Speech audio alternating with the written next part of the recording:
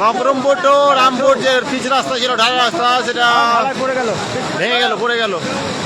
মানে এই বাঁধটা কত দূর যে ভেঙে চলে যাবে বোঝা মুশকিল। আর নদী ভর্তি জল, এটা নদী, এটার মাঠ,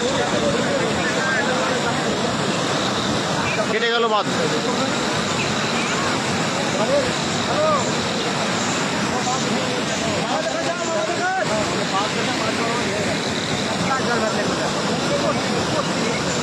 কেটে গেছে আমাদের বাড়ির নদীপুর ওই মাঠটা, এই মাঠ পেরিয়ে ওই গ্রামটা গেল গেল গেল। আর একটা কাজ গেল, আর থাকা যাবে না।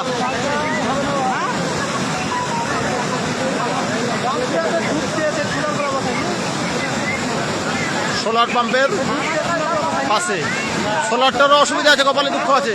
আমার মনে হয় সোলারটাকে খুলে প্লেটটা খুলে নিলে ভালো হতো মনে হয় স্যার। আমার মনে হয় সোলারটা খুলে নিলে ভালো হতো। সোলার ওইটা এখন সুরক্ষিত আছে। প্রতীকদা, ও প্রতীকদা, সোলার মনে হয় খুললে ভালো হতো। সোলার, ও সোলার কিন্তু থাকবে না, এই কাছাকাছি আছে সোলার। কি বলো তুমি, তাই নয়? হ্যাঁ পাঠিয়ে দিলাম তো, ছবি পাঠাইনি, ভিডিও পাঠালাম।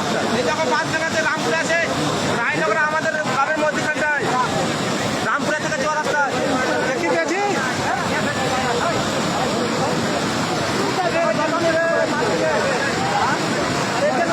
বলছি স্যার, ওই সোলার পাম্পটা ভালো আছে, কিন্তু সোলার পাম্পটা ভালো আছে, ওটা যদি খুলে নি পালা তো।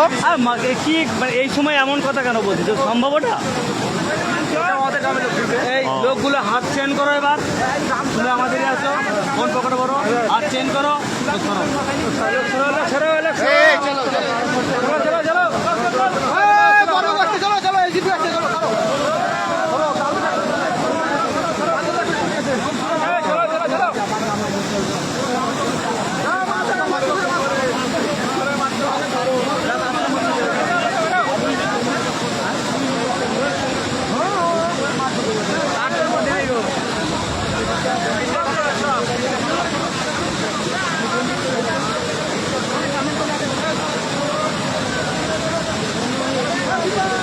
ভেঙে গেল, শেষ।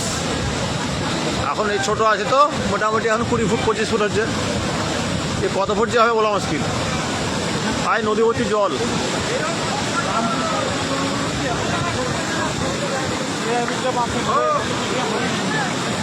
জল কম থাকলে বাদ দিত, একটা নদী ভর্তি জলে বাদ দিকে।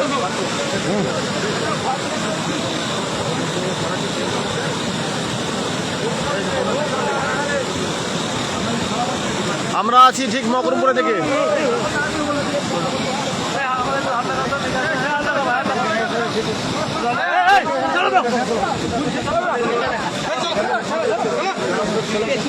চলো চলো চলো।